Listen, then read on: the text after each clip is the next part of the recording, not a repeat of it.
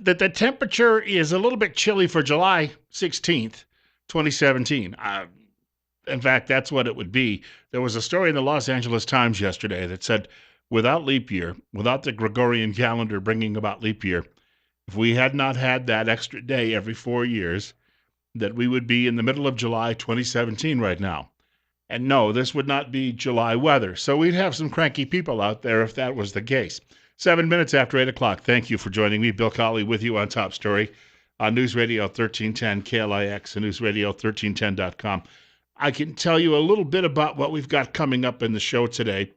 He's not spending the entire hour with us. It's not his usual visit, but we do expect to be joined by Kelton Hatch from Idaho Fish and Game. He's coming by for a few minutes after 9 o'clock, and he'll be talking with us about an event that he has coming up, and it would be of interest to you as well. So that's on the way. Also, Randy Staples will join us between 8:40 and 9 o'clock this morning. If you saw Randy's column yesterday, and of course it's also available at Idaho Weekly Briefing, he is saying that there is beginning to see at least a rift developing among not Republicans so much in Idaho, but a rift developing among conservatives. And some state legislators, at least one, not happy about that and not happy about the direction some conservatives are taking. I think it's only natural when you consider that when it comes to the presidential race this year, Republicans, especially conservative Republicans, are all over the place. And there's that fight going on nationwide about what it really means to be a conservative. So we'll get to all of that. That's coming up a little later in the show. But I had a few things I wanted to share with you because we have not spent anywhere near as much time on this program in the last couple of months talking about the refugee resettlement program as we did for about 7 or 8 months going back to last spring. Partly that's because I think a great many people who were saying, we need to have a better, more public input, we need to have our politicians paying more attention to this. We got that. The political class in Idaho did an about face following the shootings, the massacre in Paris, as well as what happened in San Bernardino, California. That does not mean that the program is finished. It still goes on. A lot will depend on our election year coming up. A new president perhaps could say, you know what, we need to rethink this, and from the top down in Washington, we could have that impact across the country. Why do I bring that up today? Because I was looking over the Times News website before I came into work this morning. Totona Dunlop writing this story, and this is the headline: Refugees struggle to adapt to Idaho life as resettlement opposition wanes. Now, I'm not aware that resettlement opposition has waned. Now, let's go back for a moment. If you happen to be writing something for the internet, and I pulled these off the internet, not from the hard copy of the paper. If you're writing something for the internet, sometimes you look for clickbait. Clickbait is what encourages people who are like scanning sometimes dozens, if not hundreds of stories online to click on the story. Look, I'll tell you what. If I go to my website, newsradio1310.com, well, I guess I should say our website. I have some coworkers who might resent my website.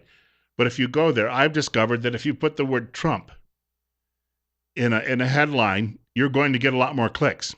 If you put the word Syrian or Islam or Muslim, you will get a great many more clicks than if you just said presidential race heats up or refugees are of concern. And so you understand that in the modern world, that's how this works. Now, if you went to the city council meeting last week, and one of our staff members, Andrew Weeks, did exactly that, former newspaper reporter, I should point out, and in fact, a one-time newspaper editor. Andrew went to the meeting last week, and he came back and he said that most of the people who were speaking on this issue were overwhelmingly opposed to Syrian refugee resettlement. There may have been one person at the meeting who spoke in favor of it, but everybody else there was taking the other side, and there is still a referendum coming on this in May. And if you can extrapolate, Twin Falls is probably, as a county, really most of Idaho, right now feeling pretty much the way the rest of the country is. And that means PO'd. Do I need to explain what PO'd means? Peeved. We'll say that. How's that? That'll make that a little cleaner. And so I wanted to mention this off the start of the program today because I don't think it's gone away. On the other hand, I haven't run into anyone who's really had an issue with people coming here from certain countries. For instance, I went to one day I went to the Antiochian church for the mass there just to see what it was like. I haven't been into an Eastern church in ages. And I noticed a lot of people who are at the service there, and they happen to be from other parts of the world. And they seem to be incredibly devout people. I was very impressed. I'm just going to tell you that when I see people who are taking their shoes off before they enter a church because they consider it that holy, those are good people. And we walk around town and we see people from a lot of different parts of the world. Nobody, to my knowledge, ever really had much of a grievance with anybody who might have come here who'd been Chaldean. Those are Christians who were out of Iraq, or anyone who may have come here who fled the civil war in the Balkans back in the 1990s. So it's not to say this. It gives the impression that people here have a blanket, that there was a group that had a blanket opposition to all refugees coming here, and that's not the case. The point always was we wanted to be sure about them coming from one part of the world because of the fact that that part of the world right now is destroyed by civil war. We don't even know who a lot of these people are. You could walk through the rubble, pick up somebody else's ID, claim to be that person, and you could pass with flying colors if you don't do anything wrong while you're in the holding pen. And many of them are in refugee camps in other parts of the world. So I think it's a little premature to say that this has waned. People are still concerned about who's coming here. And yes, they're probably a lot less concerned about somebody who's coming here from, I don't know, Albania or Bosnia or who might be Croatian, anybody from that part of the world.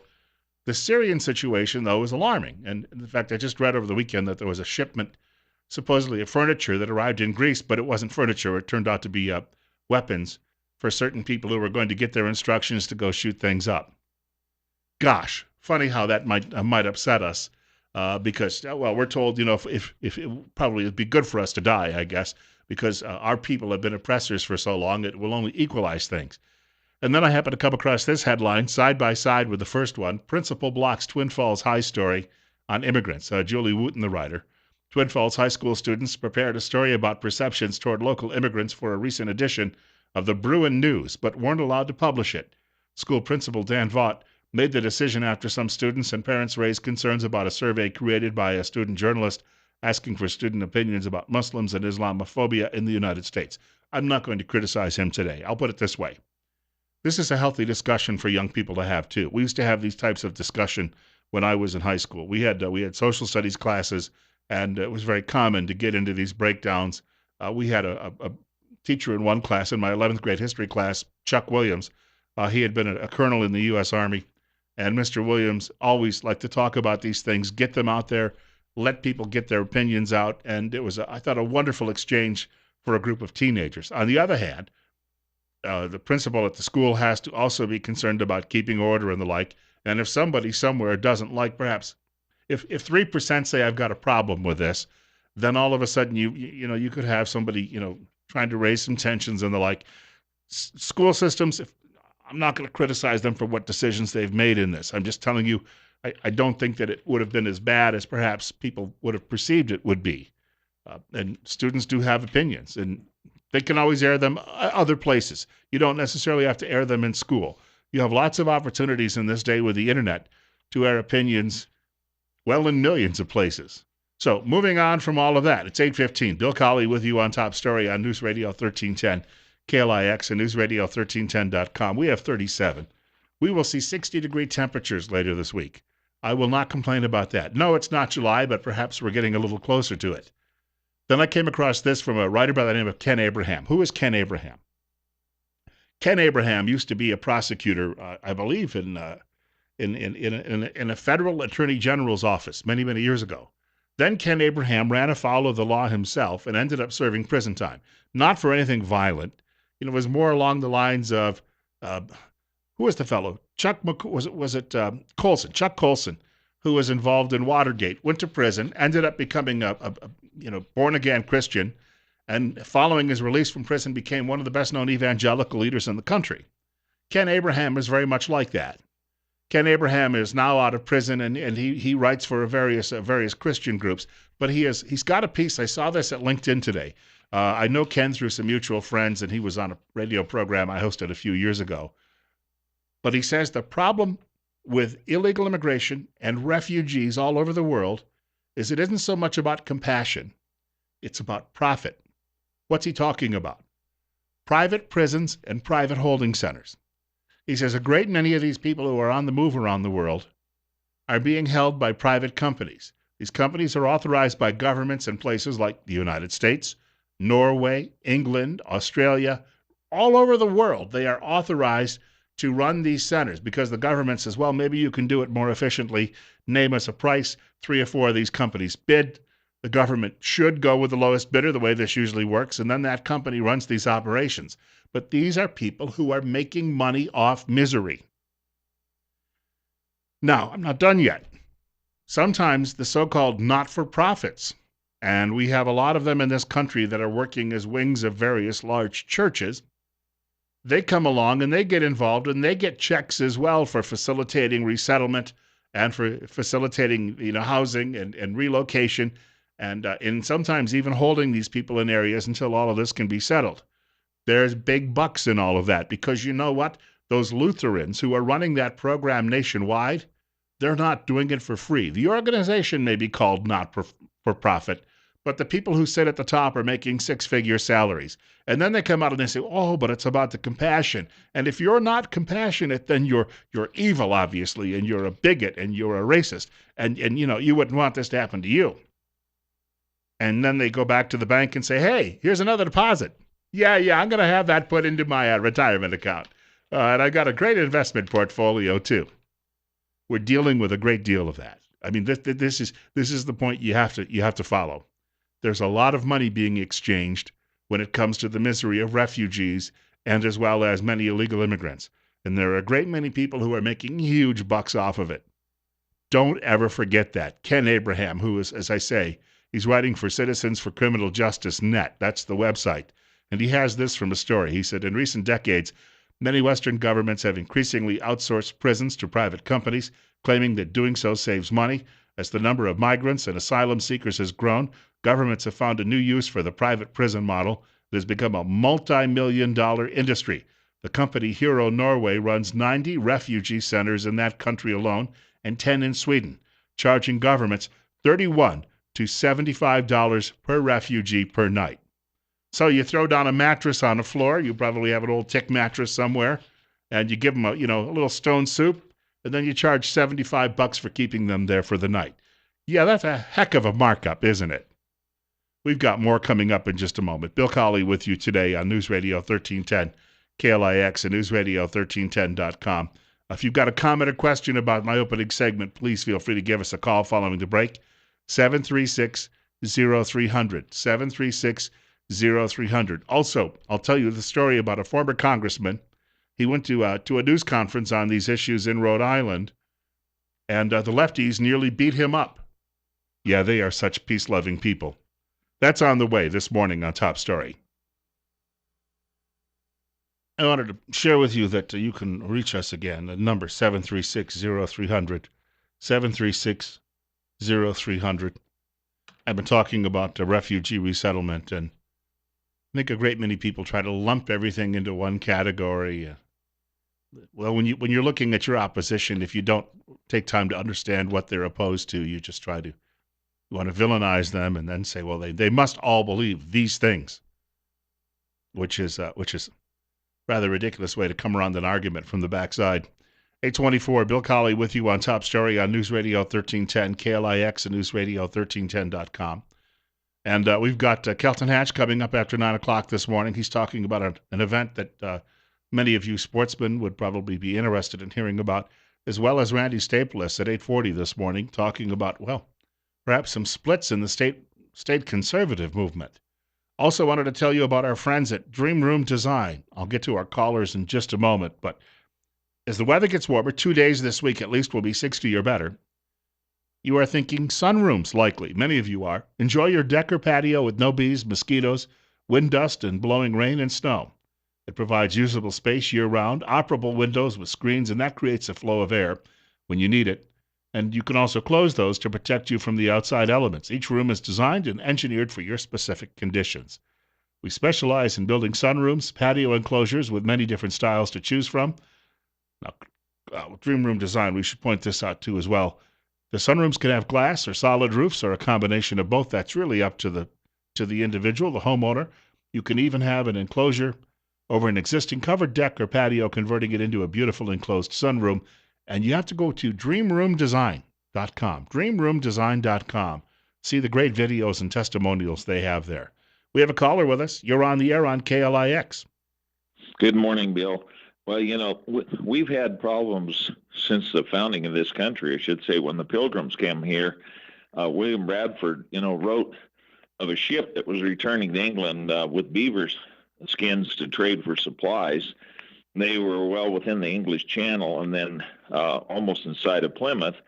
But then they were hijacked by a Turkish man of war and carried off to Morocco, where the captain and the crew were made slaves.